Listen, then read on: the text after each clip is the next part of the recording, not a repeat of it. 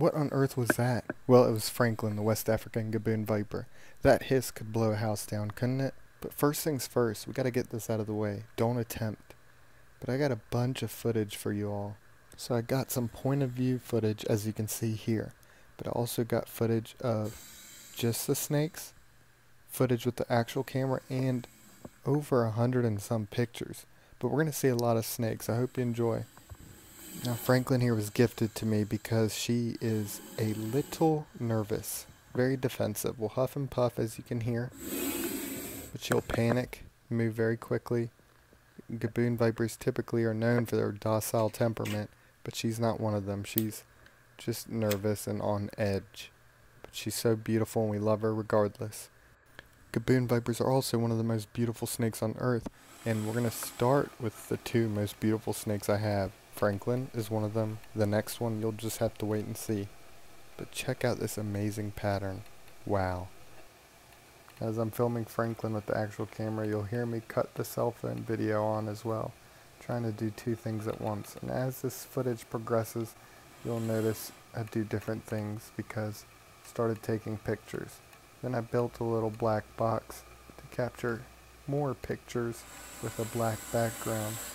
But Hannah's mom was visiting, so I was able to take the time to capture footage and to clean all the snakes. And you'll see what Franklin left behind for us. Some gifts. But this is the main thing I was waiting for. Staying still to capture her doing this movement right here. Rectilinear locomotion. Listen to this hiss.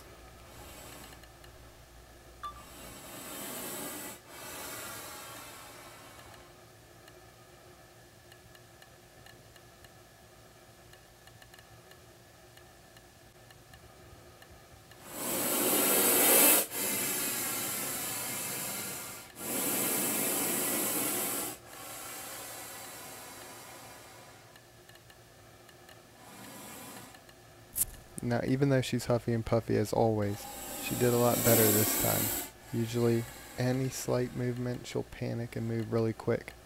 But she didn't this time. And I am staying still at this moment. You see that quick little movement? But I'm just waiting. I have to stay perfectly still to wait for her to start doing that caterpillar crawl. You're going to see all three types of movement that snakes do in this video. Rectilinear locomotion right here. You'll see sidewinding. You'll see serpentine. Wow. And listen to her at the end.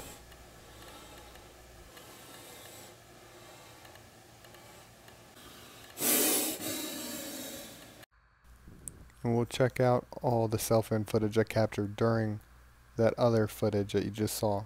It's going to be sped up, so it's not going to waste your time seeing the same thing. But I did have the actual camera on the ground. That's why a lot of it wasn't in focus, because when she would move, it would be out of focus. But look at this. Just so incredible. Wow. Franklin, you are awesome. Love you so much.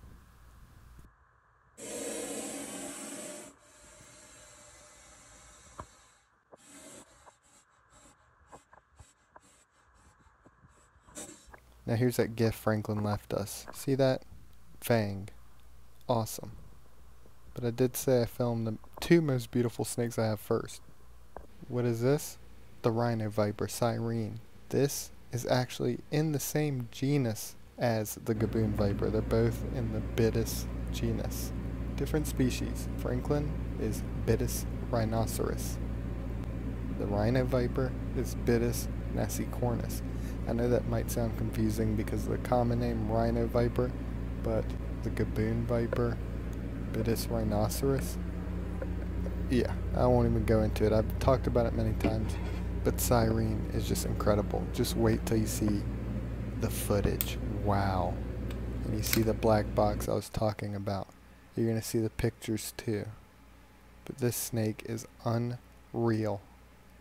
Cannot get over it. This to me is the most beautiful snake on earth. Incredible. But the rhino vipers, as they age, they'll sometimes lose that red coloration, and gaboon vipers stay beautiful all the way up to old age, but still unreal.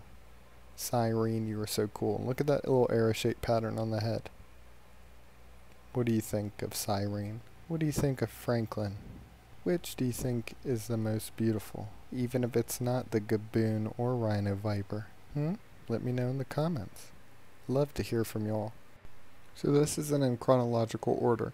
So when I built the black box, it wasn't until the next day, cleaning out the rest of the snakes I didn't get to during the first day.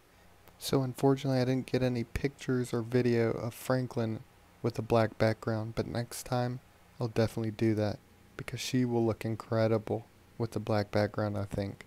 I don't know, we'll find out together. But you see the little horn, and that is why they get the common name rhinoceros viper. As she ages, that horn will get a lot longer, or those horns. Adults, it gets pretty long, but still so tiny with Cyrene here. Look at that eye. Wow. I just love everything about this snake. But are you ready to see the pictures? And with the pictures, as you can see, Cyrene was being well behaved. Didn't even move probably an inch. So with her and even some of the other snakes, since they stay in the same position, a lot of the pictures might look very similar. Either changing the angle slightly or getting closer. A lot of them I tried to get as close as possible, especially just to get a close-up of the face. Some snakes didn't cooperate at all, so pictures with them was limited.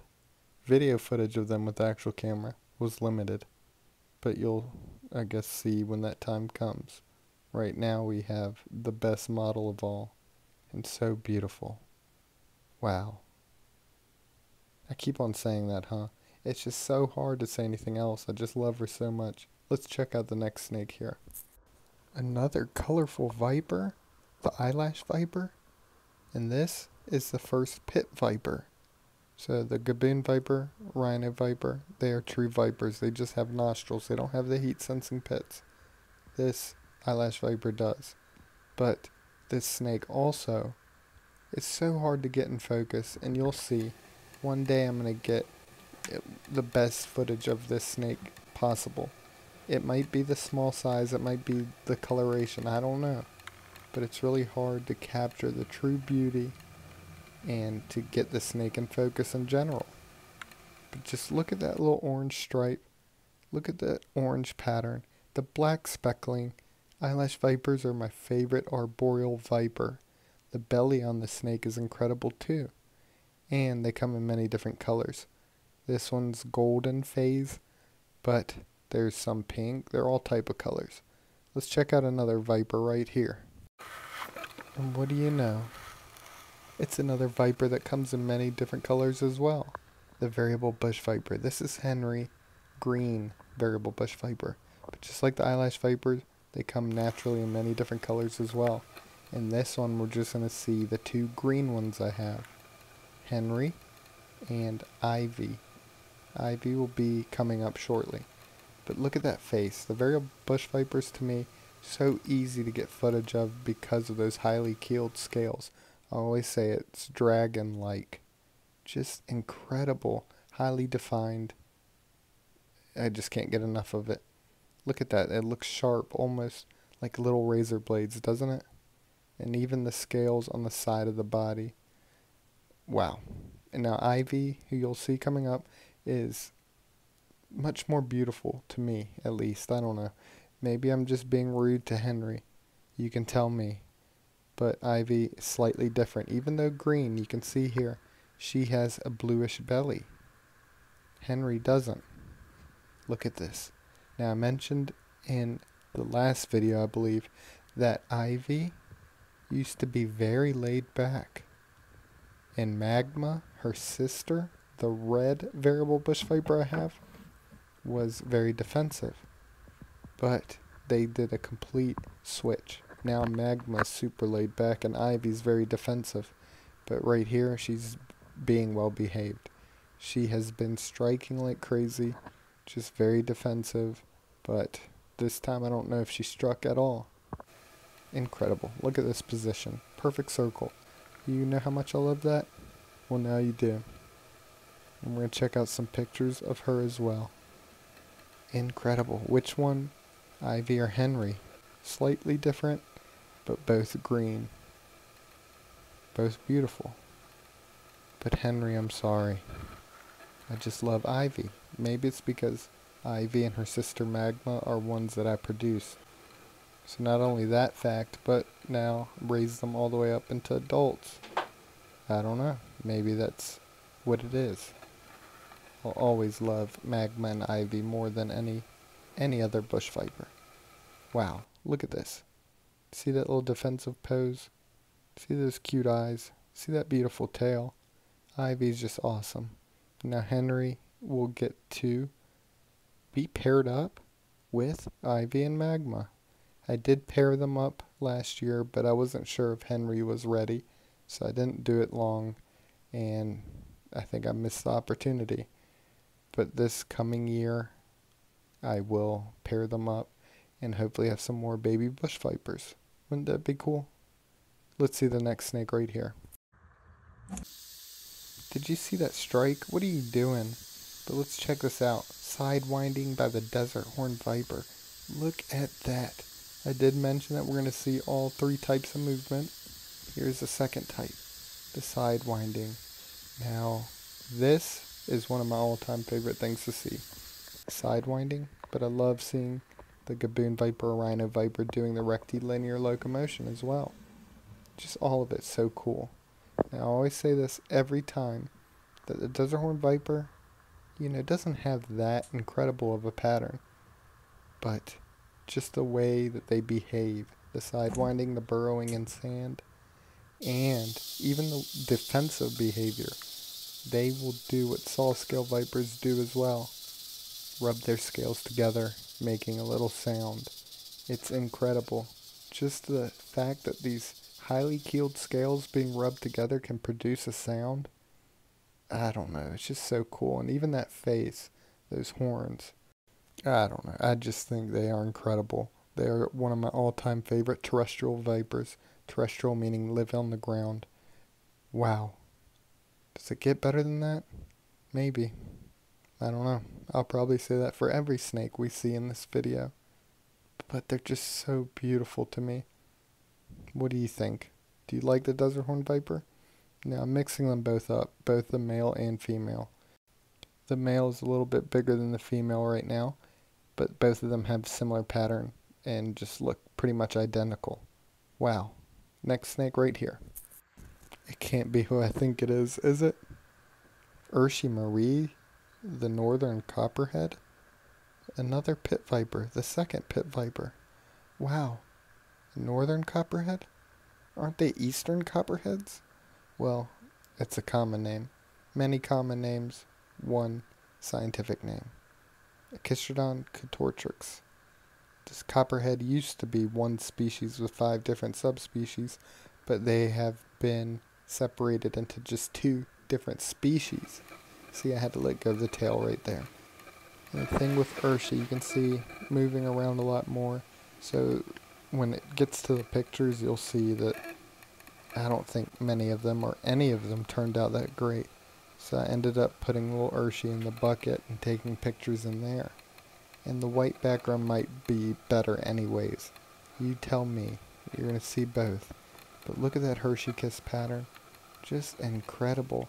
Copperheads are just so beautiful to me. You see, I'm going to say it for every single snake we see. But these were my all-time favorites as a teenager. Just love them. Wow. Now here's the pictures in the black background. Look at that goofy face. Tongue out. Dancing. Wouldn't sit still. But got as many pictures as I could. A lot of them weren't in focus, so you're not going to see those. But I tried my best.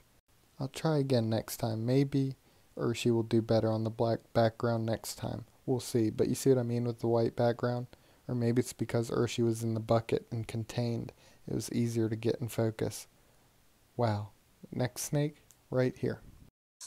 Am I able to talk over this one? Now it's about to get loud. The eastern diamondback rattlesnake. Incredible. This iconic species. Largest species of rattlesnake. American icon. Incredible. I said largest species. This one is only about 4 foot, maybe 5 foot. They can get up to 8 feet long. Incredible. Now right now I put it on the ground to see if it would just sit still so I can get pictures and videos. It's not working out. So we're going to have to, I don't know, maybe just film some point of view handling. Maybe try to get some pictures. Let's see what happens. I don't know. And right now it stopped rattling. Maybe I should have just waited to do the voiceover right here. Oh well.